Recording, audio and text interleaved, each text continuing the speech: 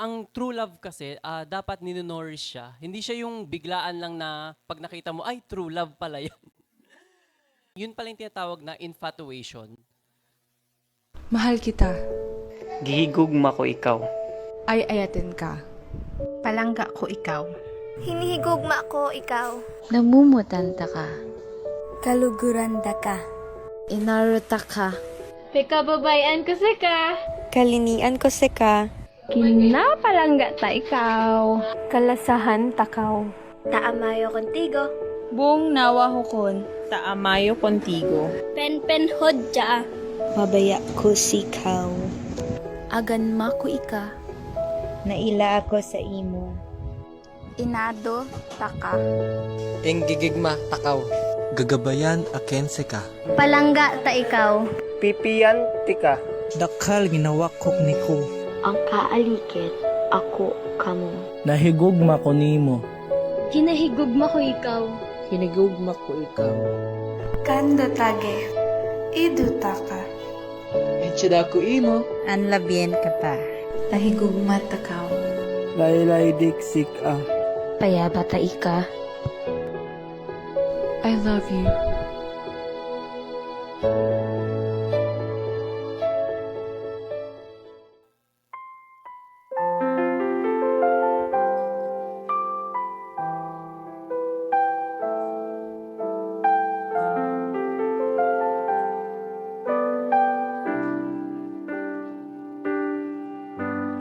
Hiling ng bata at makangiti sa kanyang mukha. Ang awit na ibon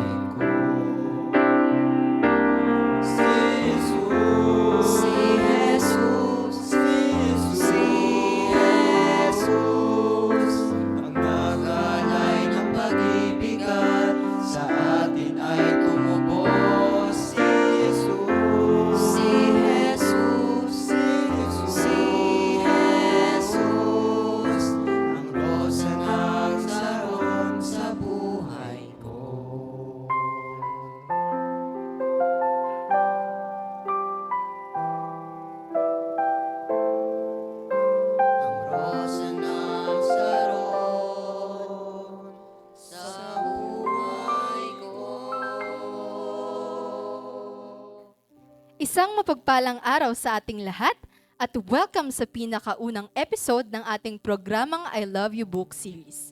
Dito ay ating matutunghayan ang tungkol sa pag-ibig. Handa na ba kayong kiligin at matuto? Dahil ako, handang-handa na. Dahil it is love's plot in God's path. Ayan, ngayon ay kasama natin ang ating guest ay walang iba kundi si Brother Keith John Gondgona. Ayan, siya po ay mula sa ABC SDA Church.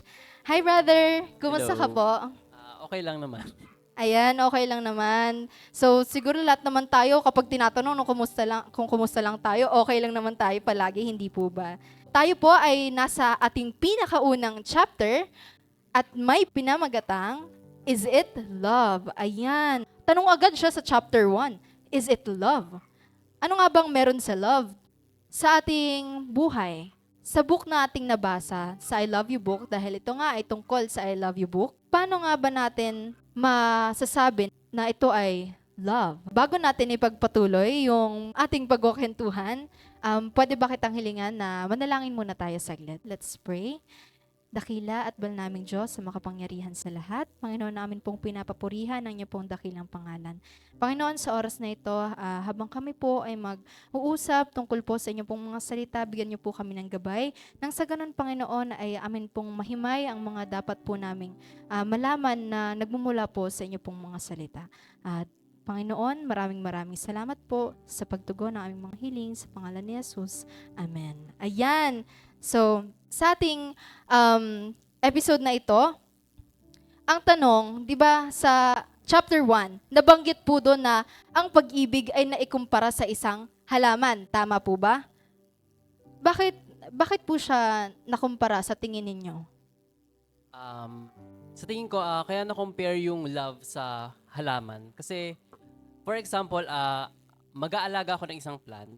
So before ako mag-alaga ng halaman or palaki ng isang halaman, kailangan ko mag-research. Kailangan kong i-search kung isang weather ba siya tamang mag-grow, kung anong tamang water or fertilizer or lupa na pagtataniman ng halaman. So sa love, ang true love kasi, dapat nino-nourish siya. Hindi siya yung biglaan lang na pag nakita mo, ay true love pala yan. Yung ganong expression pala or situation is hindi pala siya true love. Yun pala yung tinatawag na infatuation.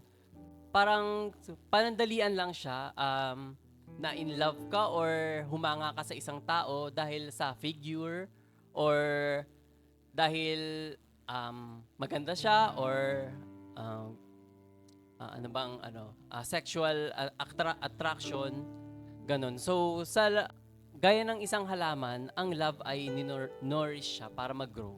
Yan. So, talaga pag nasa love, talagang kailangan both parties or parehas kayo ng partner mo, nag-grow, naaalagaan, ganyan. Kasi para nagbo-bloom, nakikita mo talaga yung kagandahan na meron ka, lalo na kapag yung pag-ibig na yon ay tunay. Ayan. So, talaga namang napakagandang isipin na kung ang true love ay katulad ng isang halaman kasi hindi siya gaganda, hindi siya lalago kung hindi mo siya inaalagaan. Ayan. So, sa tingin niyo po ba, yung nararamdaman mo, paano mo po malalaman na true love na yon at hindi siya infatuation? Sa sarili ko opinion, malalaman mo na true love yung nararamdaman mo sa isang tao if you're willing to sacrifice everything. Like time, money, effort, na without asking na anything na pabalik. So, isa pa dito is tanggap mo lahat ng character ng isang tao. Yung strengths and weaknesses, yung good and bad side ng isang tao, tanggap mo lahat. So, dun mo malalaman kung mahal mo talaga or true love talaga yon kung yung mga traits na yun or values is nafe-feel mo sa kanya. Ayun. So, talaga namang ang love ay commitment. Love is a choice. Hindi lang siya basta-basta na, ay maganda siya, love ko na siya, ganon. Hindi talaga siya natatapos sa ganon lang. Yung attraction, hindi siya enough para panghawakan talaga as true love. Hindi po ba? Kasi sa love, yung mga bagay na minsan hindi natin maintindihan, lalo na sa mga partners. May mga times talaga na hindi mo maintindihan yung partner mo, magkakaroon ng arguments. Talaga namang, if yung love na yon ay parang mababaw lang, parang hindi siya mag-success until the end, di ba? Ayun. So, sa tingin mo rin, why God is considered as the greatest demonstrator of love? Tingin ko, doon pa lang sa favorite verse natin, which is yung John 3:16, "For God so loved the world that He gave His only begotten Son." Doon pa lang sa verse na yun, malalaman mo na yun yung greatest love of all. Kasi nag-iisang anak niya si Jesus, ibibigay niya para maging tagapagligtas sa ating mga sinners. So isa pa dito is yung sa side naman ni Jesus, may kita mo dun yung love kasi from a holy place, bababa siya sa lupa para ma-experience niya yung na-feel nating mga tao dito sa sanlibutan. So dun pala may kita natin na greatest love na yun.